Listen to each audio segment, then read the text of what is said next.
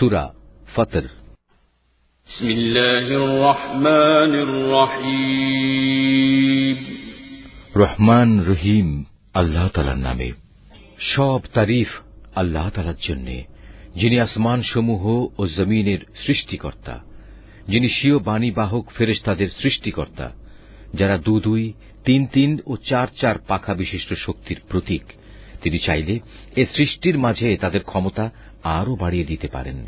অবশ্যই আল্লাহ তাআলা সব বিষয়ের উপর সর্বময় ক্ষমতার মালিক। তিনি মানুষের জন্য কোন অনুগ্রহের পথ খুলতে চাইলে কেউই তার সে পথ রোধকারী নেই।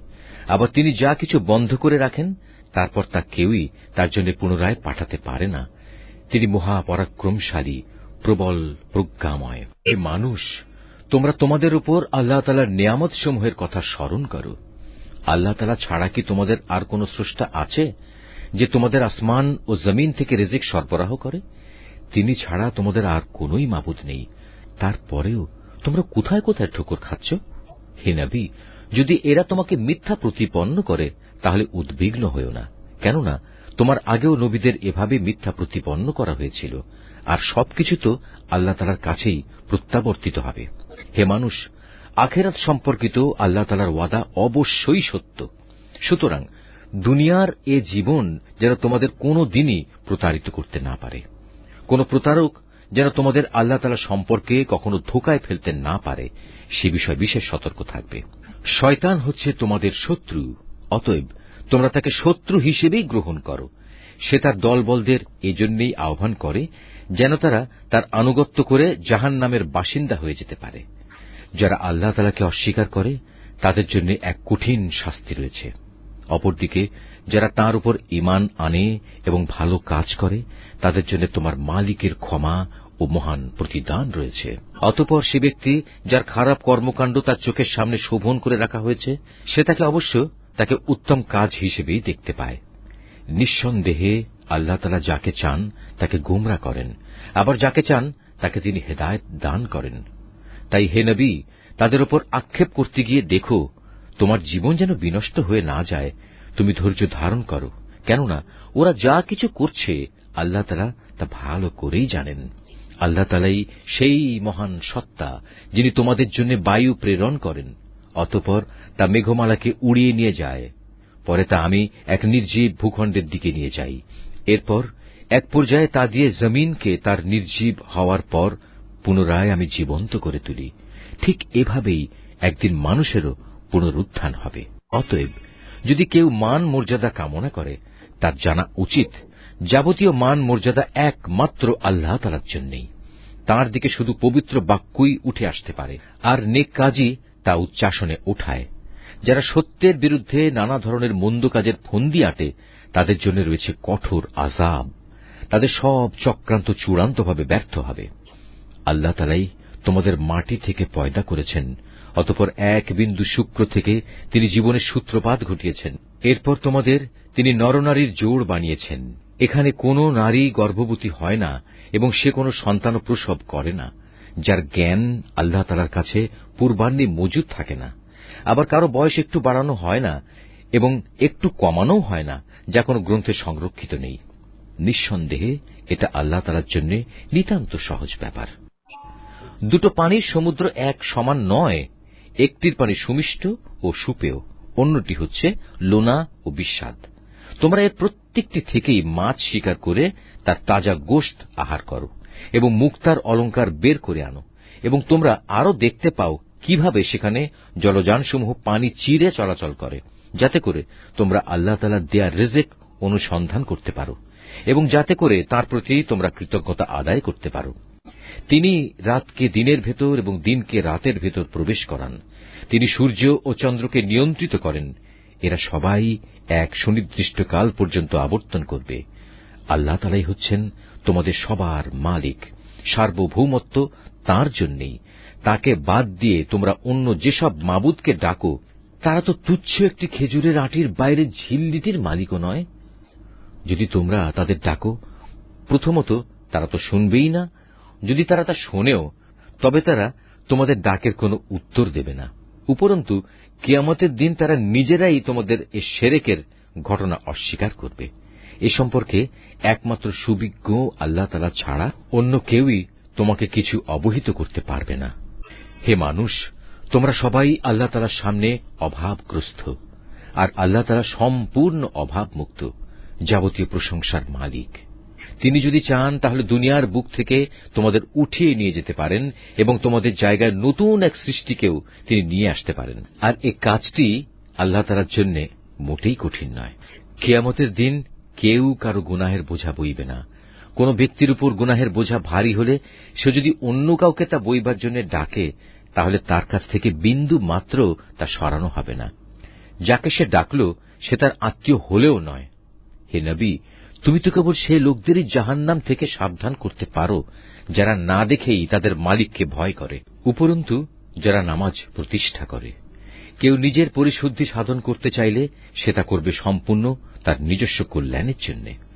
চূড়ান্ত প্রত্যাবর্তন তো আল্লাহ তাআলার দিকেই হবে। একজন চক্ষুষ্মান ব্যক্তি ও একজন অন্ধ ব্যক্তি কখনো সমান হতে পারে না, না কখনো আঁধার ও আলো সমান হতে পারে।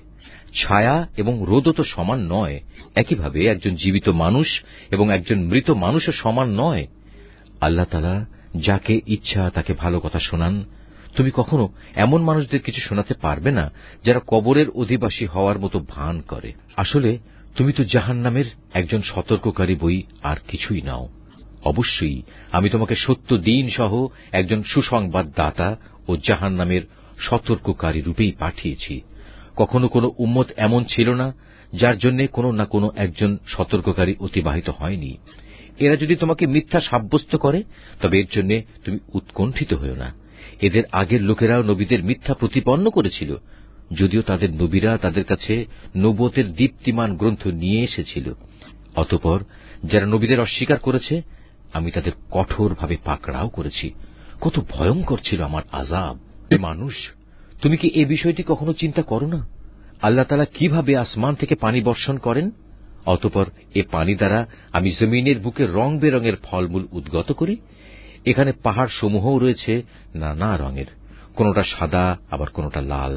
এর রঙও আবার বিচিত্র রকমের, কোনটা সাদাও নয় লালও নয়, বরং নিকষ কালো। একইভাবে মানুষ, জমিনের উপর বিচরণশীল জীবজন্তু এবং পশুসমূহও রয়েছে নানা রঙের। আল্লাহ তাআলাকে তার বান্দাদের মাঝে সেসব লোকেরাই বেশি ভয় করে যারা এ সৃষ্টি নৈপুণ্য সম্পর্কে ভালো করে জানে। আল্লাহ তাআলা মহাপরাক্রমশালী, ক্ষমতাশীল। যারা আল্লাহ তাআলার কিতাব পাঠ করে, নামাজ প্রতিষ্ঠা করে, আমি তাদের যে রিজিক দিয়েছি তা থেকে যারা আমারই উদ্দেশ্যে গোপনে কিংবা প্রকাশ্যে দান করে, মূলত তারা এমন এক ব্যবসায় নিয়োজিত আছে যা কোনো দিন তাদের জন্য লোকসান বয়ে আনবে না। কেননা আল্লাহ তাআলা তাদের কাজের পুরোপুরি বিনিময় দান করবেন। নিজ অনুগ্রহে তিনি তাদের পাওনা আরও বাড়িয়ে দেবেন। অবশ্যই তিনি ক্ষমাশীল, গুণগ্রাহী। হে নবী, যে কিতাব আমি তোমার উপর ওহী করে পাঠিয়েছি তাই একমাত্র সত্য। এর আগের যেসব কিতাব রয়েছে এ কিতাব তার সমর্থনকারী। অবশ্যই আল্লাহ তাআলা তার বান্দাদের ভালো করেই জানেন এবং তাদের ভালো করেই তিনি দেখেন। অতঃপর আমি আমার বান্দাদের মাঝে তাদের সে কিতাবের উত্তরাধিকারী বানিয়েছি। আমি যাদের এই কাজের জন্য বাছাই করে নিয়েছি, তারপর তাদের কিছু লোক নিজেই নিজের উপর জালেম হয়ে বসল। তাদের মধ্যে কিছু মধ্যমপন্থীও ছিল, তাদের মাঝে আবার এমন কিছু লোক ছিল যারা আল্লাহর মেহেরবানিতে নেক কাজে ছিল অগ্রগামী। আসলে এটাই হচ্ছে আল্লাহর সবচেয়ে বড় অনুগ্রহ। সেদিন তারা এক চিরস্থায়ী জান্নাতে প্রবেশ করবে, যেখানে তাদের সোনায় বাঁধানো ও মুক্তা খচিত কাঁকন পরানো হবে। সেখানে তাদের পোশাক হবে রেশমের।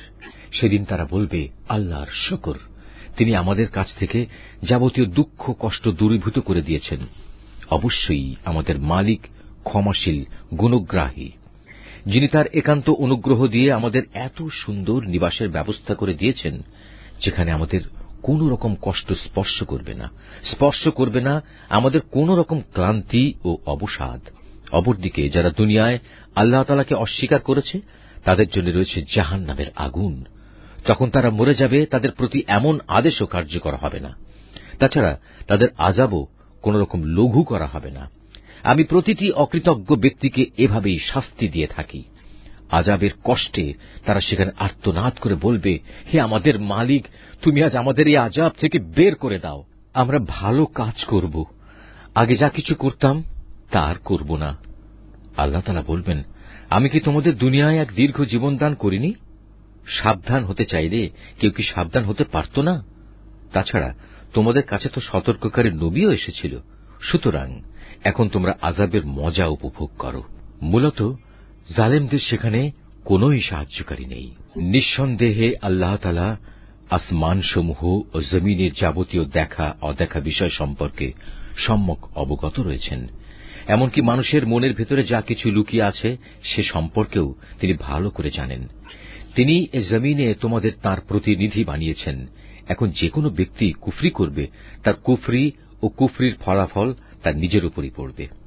কাফেরদের জন্য এ কুফরি কেবল তাদের প্রতি তাদের মালিকের ক্রোধই বৃদ্ধি করে।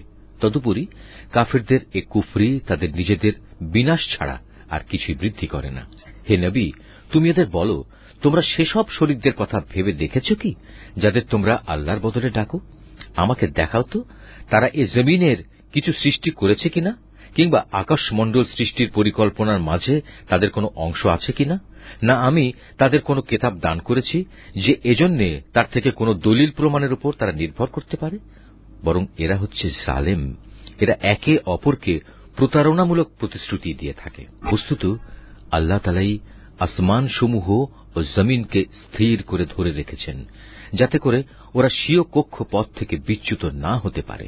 যদি কখনো ওরা কক্ষচ্যুত হয়েই পড়ে, তাহলে তুমি বলো, আল্লাহ তাআলার পর এমন কে আছে যে এদের উভয়কে পুনঃস্থির করতে পারবে? অবশ্যই তিনি মহা সহনশীল, ক্ষমাপরায়ণ। এরাই একসময় সুদৃঢ় কসম করে বলত, যদি তাদের কাছে আল্লাহ তাআলার কাছ থেকে কোনো সতর্ককারী নবী আসে, তাহলে তারা অন্য সকল জাতি অপেক্ষা তার প্রতি অধিকতর আনুগত্যশীল হবে। অতঃপর সত্যিই যখন তাদের কাছে সতর্ককারী নবী এল, তখন দেখা গেল তার আগমন এদের সত্য বিমুখতাই শুধু বাড়িয়ে দিল। বৃদ্ধি পেল আল্লাহর জমিনে এদের অহংকার প্রকাশ ও তাতে কুটিল ষড়যন্ত্র। কুটিল ষড়যন্ত্র জাল অবশ্য ষড়যন্ত্রকারী ছাড়া অন্য কাউকে স্পর্শ করে না। তবে কি তারা অতীতে ষড়যন্ত্রকারীদের সাথে যা কিছু ঘটেছে এখনো তেমন ধরনের কিছুর প্রতীক্ষা করছে? তাই যদি হয়, তবে শুনে রাখো, তুমি এদের বেলায়ও আল্লাহর বিধানের কোনো পরিবর্তন দেখবে না, না কখনো তুমি এ ব্যাপারে আল্লাহর বিধান নড়াচড়া অবস্থায় দেখতে পাবে। তারা কি জমিনে পরিভ্রমণ করেনি? তারা কি তাদের আগের বিদ্রোহী লোকদের পরিণাম দেখেনি তা কেমন ভয়াবহ ছিল? অথচ তারা এদের তুলনায় ছিল অনেক বলশালী। কিন্তু আল্লাহর সিদ্ধান্ত যখন এল, তখন আসমানসমূহ ও জমিনের কোনো কিছুই তাকে ব্যর্থ করে দিতে পারল না। অবশ্যই তিনি সর্বজ্ঞ, সর্বশক্তিমান। আল্লাহ তাআলা মানুষকে তার বিদ্রোহমূলক আচরণের জন্য পাকড়াও করতে চাইলে ভূপৃষ্ঠের কোনো একটি জীব জন্তুকেও তিনি রেহাই দিতেন না, কিন্তু তিনি তাদের একটি সুনির্দিষ্ট সময় পর্যন্ত অবকাশ দিয়ে থাকেন। অতঃপর একদিন যখন তাদের নির্দিষ্ট সময় আসবে, তখন তিনি তাদের পাকড়াও করবেন। আল্লাহ তাআলা অবশ্যই তার বান্দাদের যাবতীয় কার্যকলাপ